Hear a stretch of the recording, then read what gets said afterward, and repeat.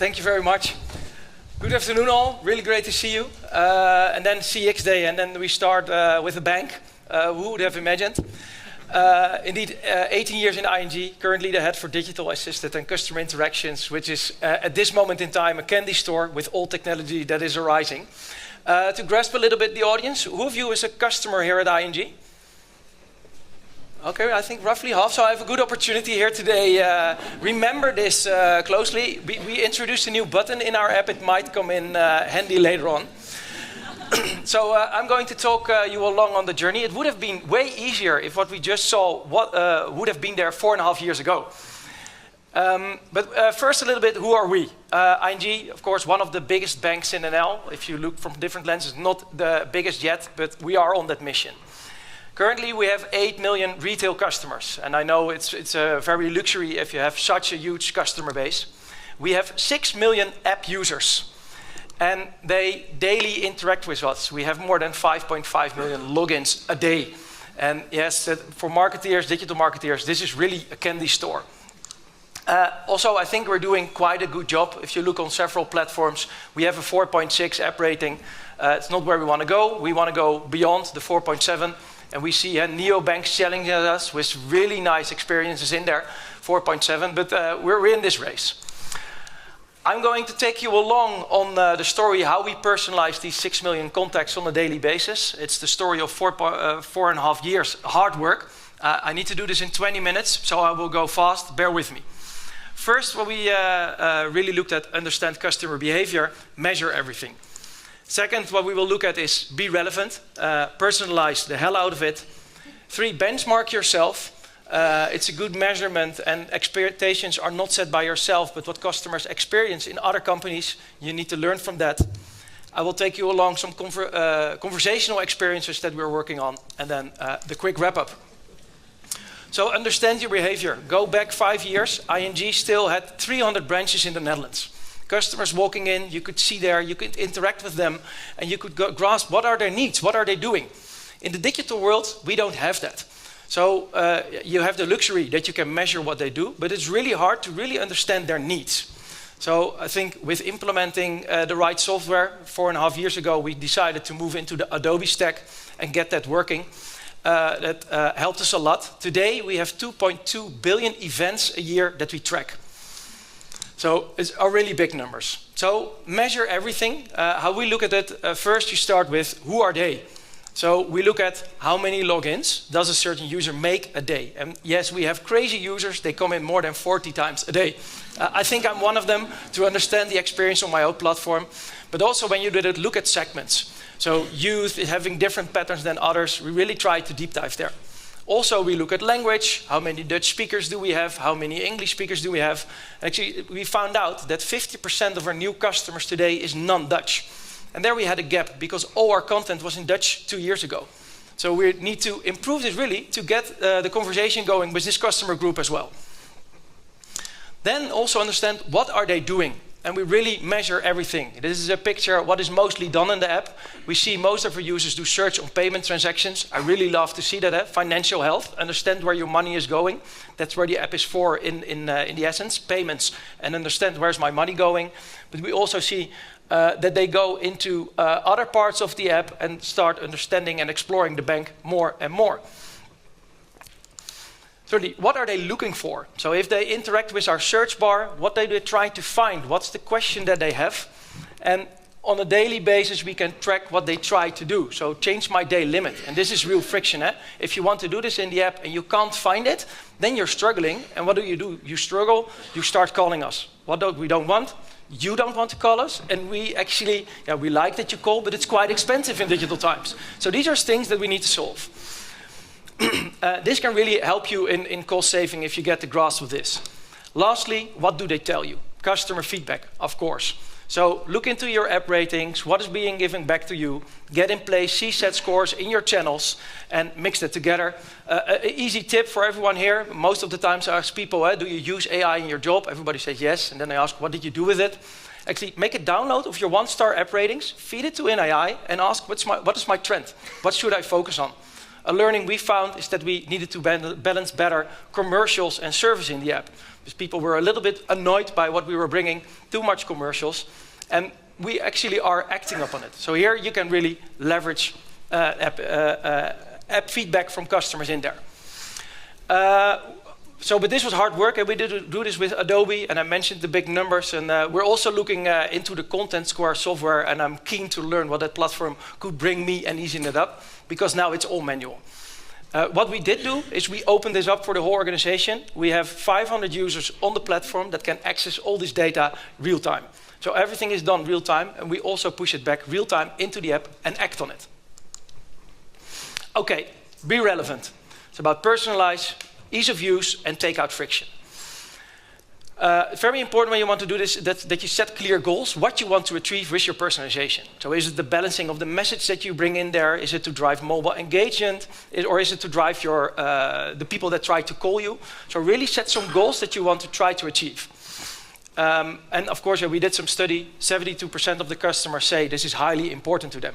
Then who are the 30%? I think those are the customers say, just leave me alone, I want to do the banking service and don't bother me.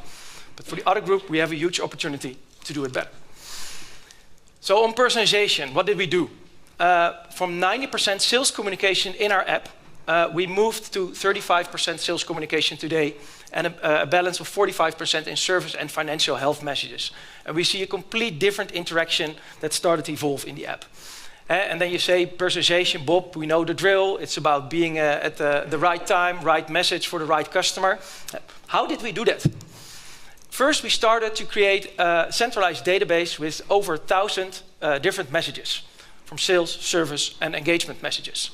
And we do this in a simple CMS system, but it's centralized there, and it's Dutch and English combined. But then if you start thinking, so 1,000 messages multiplied by already 2 for the language is 2,000. How do you manage that? And even when we want to go beyond in personalization, we want to talk differently to each of our customer groups, so give them a different language. And then it becomes hard, because actually my 1,000 messages will be multiplied by probably a factor 10, and then how do you manage that? That's a struggle we're figuring out today, but this was the step we took to take the first hurdle. Secondly, we unlocked multiple spots of communication in the app. So in the beginning, we only had one spot where we could send a message. Today, we have 11 different spots on different spaces in the app where we can personalize. So we unlocked push notification. Seems simple, but for a bank, it's quite hard to do so. You need to get that consent from the customer, and that's always a challenge. But unlocking more spaces to be relevant helps you big time. And lastly, we are now managing over 200 million selections a day. So for all our customer groups, every day we make a big list. What is the most relevant message for this customer? And that's driven by orchestration modeling.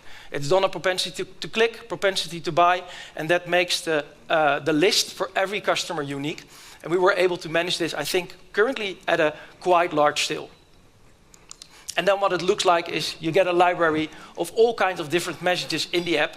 And we have seen where we were in the beginning, around 0.8% of CTR on these messages. It has now doubled, and the interaction went to 1.6% already. And then if you calculate that through with the many interactions we have, we're on track to really create engagement. Second part on the Be Relevant, it's ease of use. And you see, ease of use is one of the main reasons why our customers are switching to neobanks. And I did it myself as well. For the first time in 18 years, I I opened up a new bank account, and I did it at Revolut. And I was really amazed. 5 minutes and I onboarded. Can you imagine, only 2 years ago, when you wanted to do this at ING, you onboarded in the mobile, you needed to wait for 5 days to get a letter. And then you got your password and you were there. So actually these neobanks are really challenging us, and we can learn from them. We were able to step up our game. I checked it this morning. If you're really crazy nut, you can do it now in 3 minutes at ING. But on average, we see it now takes 7 minutes to onboard a new customer at ING. The screen you see here is just a little bit of the outlook, what we're thinking of in the app. And one of the steps we took in ease of use is the search bar. Today you can see it's there in the middle. 2 years ago it wasn't. Our search bar was hidden in the service corner, because we thought search, if you want to find something in your app, it's in the service. Our customers were not able to find it. We only had 100 searches a day. And then we thought, maybe let's bring our feature where the customer is. So we changed it, we brought it in there, and now we have over 1 million searches a day. and we can help our customers. Just a simple thing for a bank to change the position where the customer is. I think it's a lesson that you can take along. Bring your feature where your customer expects it. Next to that, we're looking into widgetization, which I think that's an experience that you see across. Your mobile phone is basically a running widget. You can place in there what you want. Our current overview of the bank is still quite functional and static, and we're thinking of a more interactive way, bringing widgets in there so that you as a customer can decide what do you want to do on your start screen. But that's coming up. Lastly, frictions. I think it was already mentioned in the previous part as well. Friction really is a threat if you have them in your channel. I brought one example. It's a customer of us tried to onboard his 13-year-old daughter. And what do? We ask for a driver license. ING, come on. When I saw this, I thought, oh, we need to step up the game. And then also, when the 13-year-old customer onboards, it gets a screen that's created for an adult. So there's no experience at all. Go back in the days when you went to your bank and you got this nice money machine, and it was an experience. And we are not able to bring that experience yet in the app. We're working on it, but today, this is the experience. And we can find many other frictions still in the bank, where if you use a process of us, you need to fill in data, and then the next step, you need to do it again. But we have set up a friction hunting program internally. We have created an app ambassador version of our app. So all our employees are first in the app. They have a special button where they can give this feedback. And currently, on a daily basis, we see coming in like 10 frictions, and we have a process for it to take it out. I think if you want to be personalized, friction is some of the things you really should take into account to tackle. Third part, benchmark yourself. Like I said already, the expectations are set by others. Revolut is a very nice example for us in the banking experience. Their overview, people love it. Ease of use and how they created it for you. Benchmarking can be done in several ways. I think my recommendation to you would select a benchmark that helps you in what you try to improve. We have selected one of the benchmarks, it's called Finalta. And Finalta is a broad network measuring globally. So we can compare us with Dutch banks, but also with the top global players, digital and non-digital. So we can understand what they're tracking. We asked in that report app completeness. So how complete is your app? And actually we learned from that most banks have the option to file a complaint digitally. Today at ING say, let's do that digitally because then we get too many. But now we see we can learn a lot from if we get the complaints more and more and we can improve. So bringing in digital complaining in the app is one of the things we were just missing out, and we're going to bring in there because we see customers want to have it. So select that benchmark carefully, and you can really learn a lot from it. Let me think. Yeah, so this can really help you where you can improve further. What we also saw is that best-in-class banks who are able to use chatbots in a proper way see that they're able to get less transfers to the actual call center. So, of course, that chatbots is, I think, growing rapidly, but this feedback out of this benchmark session for us was also a thing. Hey, we really need to work on this part, and that's where we're going to dive in now, how we setting up conversational experiences. How we look at it, if you want to do this, we say create use cases. Don't try to solve the whole world at once, because then you will not get AI running in your platform. So we select a use case where you're going to do it. I have run 2 now. And the first one was on creating content. So we are experiencing, are we able to create that content that I showed you before was the messages with an AI bot. So we trained that bot on tone of voice of ING, and we also trained it on the legal framework which it needs to create. And we see now that it is able to give us a lot of variance, but that's where the challenge comes. So AI doesn't have a writer block and it can give you many content, but then I need to get it in my CMS system and also loop it back. So there we have still a scaling issue, but what we learn of it, this can really help in scaling personalization for the future because it can create so much messages in a rapid time. And now we need to find a way to bring it in the platform. The other part we run is our AI chatbot. And of this one, I'm extremely proud to do it in a bank. It was 14 months of extreme hard risk work to get through the hurdles.